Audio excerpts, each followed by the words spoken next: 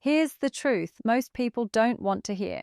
People don't leave because they stopped liking you. They leave because the feeling changed. And the reason they come back? It's not luck. It's not timing. It's psychology. If you understand what triggers attraction and what destroys it, you'll never have to chase anyone again. Scarcity increases value because human psychology is wired to pay more attention to what feels limited, uncertain, or not fully accessible. When something is always available, predictable, and easy to obtain, the brain quickly categorizes it as low priority. This applies directly to attraction and relationships. If your time, attention, and energy are constantly available without boundaries, the other person subconsciously stops seeing them as valuable. There is no challenge, no anticipation, and no emotional tension to sustain interest. On the other hand, when your availability is balanced, when you have your own life, your own priorities, and you're not instantly responsive all the time, it creates a sense of space. That space is where curiosity grows. The mind begins to wonder, question, and reevaluate your importance. Scarcity doesn't mean playing manipulative games or acting distant for the sake of control. It comes from genuinely having a full life that doesn't revolve around one person. When someone feels they might lose access to you or that your attention is not guaranteed, their brain assigns more importance to your presence. This is rooted in loss aversion, a psychological tendency where people fear losing something more than they value gaining it. The less predictable your attention becomes, the more emotionally engaging it feels. Consistent over-availability removes that dynamic completely, making interactions feel routine and replaceable. Scarcity also signals self-respect because it shows that you are selective about where you invest your time and energy. When you are not constantly trying to prove your worth, it forces others to evaluate it themselves, which naturally increases perceived value and deepens emotional investment over time. Emotional certainty kills attraction because the human brain is naturally drawn to novelty, curiosity, and the process of discovery rather than complete predictability. In the early stages of attraction, there is a sense of mystery. People are learning about each other, interpreting signals, and experiencing small emotional highs and lows that create engagement. This uncertainty keeps the mind invested because it hasn't fully solved the person yet. However, when one person becomes completely predictable, always available, always responding the same way, always showing the same level of interest without variation, the emotional experience flattens. The brain no longer needs to pay close attention because there is nothing new to figure out, and without that mental stimulation, attraction begins to fade. Emotional certainty often shows up as over-reassurance, over-explaining feelings, or constantly trying to prove loyalty and interest, which removes any sense of tension or excitement. It can also come from revealing everything about yourself too quickly, leaving no layers to uncover over time. This doesn't mean being inconsistent or playing manipulative games. It means maintaining a natural sense of independence and unpredictability that comes from having your own life, thoughts, and emotional rhythm. When someone cannot fully predict your reactions or your availability, it keeps their attention engaged and their curiosity active. The balance lies in being emotionally stable but not emotionally obvious, where your presence feels grounded yet not entirely predictable. When emotional certainty becomes too high, the relationship shifts from something engaging to something taken for granted. And once a person feels they completely understand and possess your attention, the emotional intensity that once fueled attraction gradually disappears. Self-worth sets the standard because people don't respond to what you say you deserve. They respond to what your behavior consistently allows. Your actions, boundaries, and emotional responses communicate your value far more clearly than words ever could. When you have strong self-worth, you naturally create limits on how others can treat you, not through force or control, but through quiet certainty in what you accept and what you walk away from. This shows up in small but powerful ways. Not tolerating disrespect, not chasing inconsistent attention, not over-explaining your value, and not staying in situations where your effort isn't matched. On the other hand, when self-worth is low, people tend to overcompensate by giving more, tolerating more, and asking for less in return, hoping that effort will create value. Instead, it often does the opposite. Overgiving without standards signals that your time and attention are easily accessible, which lowers perceived importance. Humans naturally assess value based on how rare and protected something is, and when you don't protect your energy, others rarely will. Self-worth also shapes your emotional behavior. When you value yourself, you don't react impulsively to every shift in someone's interest, and you don't seek constant validation because your sense of worth is internally grounded. This emotional stability creates respect, and respect is a core foundation of attraction. People are drawn to those who appear secure, selective, and aligned with their own standards because it suggests strength and independence. When you consistently reinforce your boundaries through action, you set a clear psychological frame where others understand that access to you is earned, not guaranteed, and that standard becomes the baseline for how they treat you and how much they value your presence. Loss creates clarity because people rarely evaluate value accurately when something is consistently present in their lives. Familiarity reduces emotional intensity, and the brain adapts to what it experiences regularly, making even meaningful connections feel ordinary over time. When someone is always there, replying, showing up, giving attention, their presence becomes part of the background rather than something consciously appreciated. This is not because the value disappears, but because the mind stops actively recognizing it. Once that presence is removed or reduced, the psychological effect shifts immediately. Absence interrupts routine and forces the brain to process what is missing. The emotional benefits that once felt normal, attention, support, validation, companionship, are suddenly noticeable because they are no longer available. This contrast creates clarity. People begin to replay interactions, reassess moments, and recognize qualities they overlooked when everything was easily accessible. This is closely tied to the concept of loss aversion, where the pain of losing something feels stronger than the satisfaction of having it.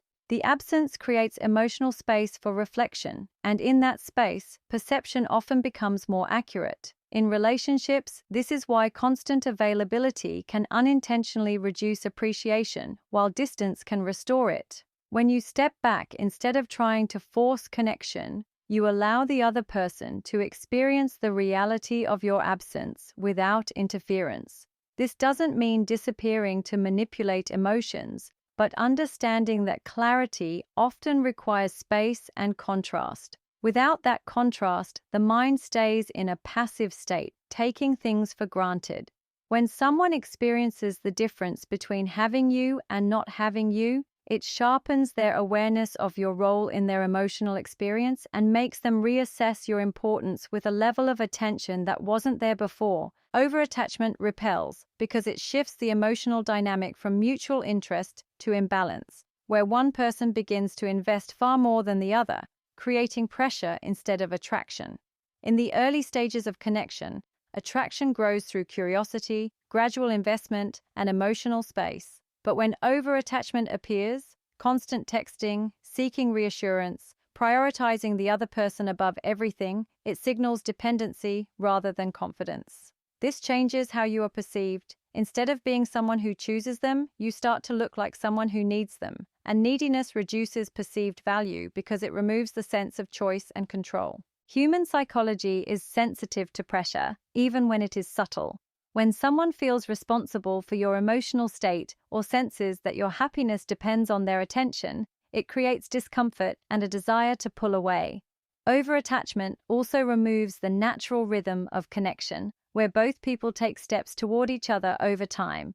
When one person does all the reaching, the other has no space to invest, which weakens their emotional involvement. It also leads to overthinking and reactive behavior, where small changes in their tone or availability trigger anxiety, causing you to act in ways that further push them away. Instead of feeling drawn to you, they begin to feel managed or monitored, which disrupts attraction. True attraction requires a sense of freedom, where both individuals feel they are choosing to be there, not being pulled in by emotional demand. When you maintain your independence, your routines, and your sense of self, you create balance, allowing the other person to come toward you naturally. Over-attachment breaks that balance by making the connection feel one-sided, intense, and emotionally heavy, which often leads the other person to distance themselves in order to regain their own sense of space and control. Emotional control builds respect because it signals stability, maturity, and inner strength, all of which are deeply attractive in human interactions. People naturally assess how safe and reliable someone is based on how they handle pressure, conflict, and uncertainty, and emotional reactions play a central role in that judgment. When a person reacts impulsively, getting upset quickly, over-explaining, or seeking constant reassurance, it creates unpredictability and emotional tension, which can lower trust and reduce attraction. On the other hand, when someone maintains composure, even in situations that could trigger frustration or insecurity, it communicates that they are grounded and in control of themselves rather than controlled by circumstances. This doesn't mean suppressing emotions or pretending not to care, but managing responses in a way that is measured and intentional. Emotional control also prevents small issues from escalating into larger problems, which keeps the interaction calm and balanced. In relationships, this becomes especially important when one person pulls back or behaves inconsistently. Reacting emotionally in those moments often leads to chasing, overthinking, or conflict, which weakens respect. Staying calm instead shifts the dynamic because it shows that your emotional state is not dependent on someone else's behavior. This independence creates a sense of security and authority, which others instinctively respect. It also makes your words carry more weight because you are not speaking from a reactive place, but from clarity. People are more likely to value and trust someone who can remain steady under pressure, as it suggests reliability and self-discipline. Over time, this consistent emotional stability shapes how others treat you because they recognize that you are not easily shaken, and that level of control naturally commands a higher level of respect in both attraction and long-term connection. Polarity drives attraction because it creates a natural tension between opposing energies that keeps interactions dynamic and emotionally engaging. In relationships, this is often described as the balance between masculine and feminine energy, not in terms of gender, but in terms of behavior and emotional expression. Masculine energy is typically associated with traits like direction, stability, decisiveness, and calmness, while feminine energy is linked to emotion, expression, spontaneity, and fluidity. Attraction tends to grow when these energies complement each other rather than mirror each other. When one person embodies grounded, composed energy, it allows the other to express freely without feeling the need to compensate, creating a balanced dynamic. However, when polarity weakens, such as when both individuals become overly reactive, overly passive, or overly controlling, the contrast disappears, and with it, much of the attraction. For example, if someone who is expected to provide emotional stability becomes inconsistent or overly emotional, it disrupts the sense of grounding in the interaction. Similarly, if someone who naturally expresses emotion begins to suppress it or becomes overly rigid, the connection can feel flat and restricted. Polarity also influences how desire is maintained over time because it thrives on a sense of difference and complement rather than sameness. When both individuals operate from the same emotional space, the relationship can start to feel more like a routine partnership than an engaging connection.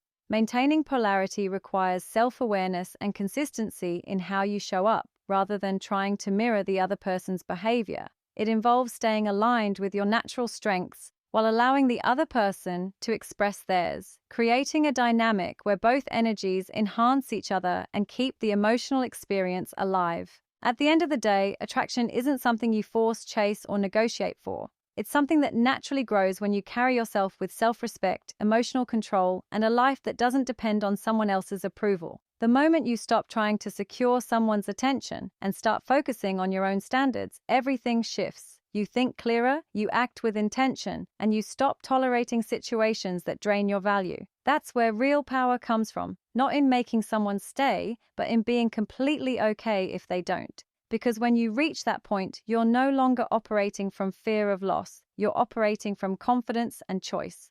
And people feel that. They respond to it without you needing to say a word. So instead of asking how to impress someone, start asking whether they meet your standards, whether they bring value into your life, and whether they align with who you're becoming. Keep building your mindset, your discipline, and your direction, because the more solid you become within yourself, the less you'll need validation from the outside, and the more naturally you'll attract people who recognize your worth without needing to be convinced.